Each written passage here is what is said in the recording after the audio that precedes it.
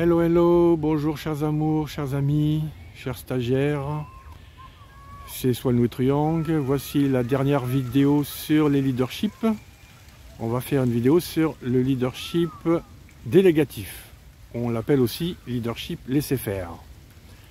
Alors ce leadership, il marche lorsque les collaborateurs sont tous opérationnels, compétents, voire performants, experts dans leur fonction.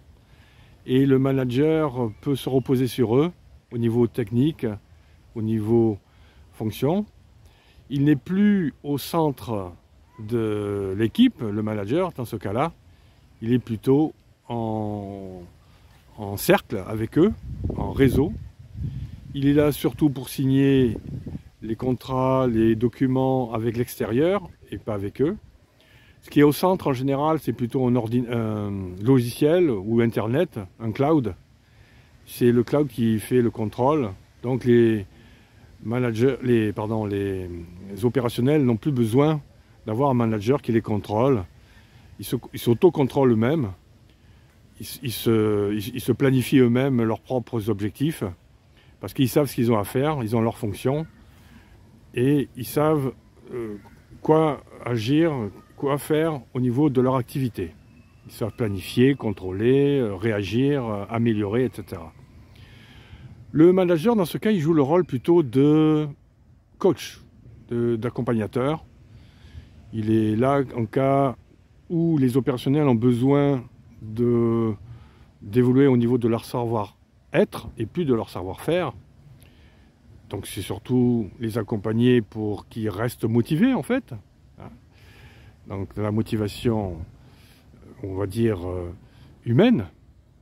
Et le manager, dans ce cas, il n'est plus vraiment le manager directif, ni explicatif, ni affectif, le côté affectif quand même.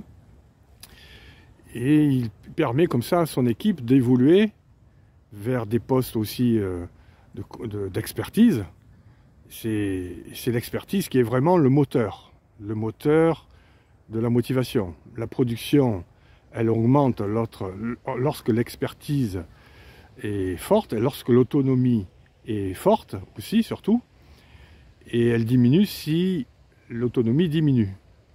Donc, ce type de management va bien avec le profil rebelle. Vous vous rappelez des rebelles, le profil rebelle, c'est le profil des personnes qui aiment l'autonomie, à condition qu'ils soient évidemment très performants. Voilà pour ce qui est du management laisser-faire. On peut dire aussi que ce management arrive en fin de cycle d'une vie, à la dernière étape, lorsque l'équipe est vraiment en synergie, lorsque l'équipe est vraiment hyper compétente, que tout le monde sait ce qu'il a à faire, qui sont tous motivés, évidemment, formés, motivés, et qui sont capables de pouvoir assumer leurs fonctions, leur activité, sans trop de contrôle.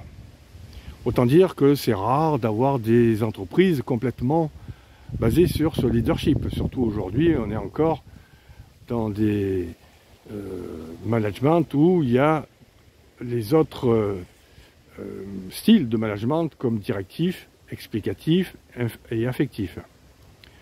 Ça marche surtout dans les petites boîtes, les petites structures où on n'a pas besoin de manager de façon directive des personnes, surtout dans les boîtes où il y a beaucoup d'expertise, style l'informatique, des sociétés d'informatique, de high-tech, haute technologie, de finance éventuellement, dans les petits cabinets d'audit, cabinets d'informatique, dans les cabinets médicaux, etc. Dès qu'on dépasse un certain nombre de personnes, ce leadership délégatif n'est pas possible. Il faut alors se baser sur un staff, sur des adjoints, une équipe d'adjoints, une équipe de managers opérationnels. Et à ce moment-là, c'est avec eux qu'on va appliquer le leadership délégatif. Et on appliquera les autres styles de leadership avec les opérationnels où on laisse les adjoints faire ces autres style de leadership, directif, informatif, affectif. Voilà, on a fini tous les énoncés sur les différents leaderships. On va pouvoir maintenant finir, récapituler tout l'ensemble de l'analyse transactionnelle et de la ProcessCom dans une dernière vidéo pour faire un petit rappel de tout l'ensemble et pour voir comment on peut appliquer tout cela. Voilà, je vous remercie pour l'écoute et vos compréhensions de ces éléments de l'analyse transactionnelle et de la ProcessCom. Je vous souhaite une belle journée si c'est le jour pour vous, une belle soirée si c'est le soir pour vous, et une belle nuit si c'est la nuit pour vous. A très bientôt, c'était Soigny.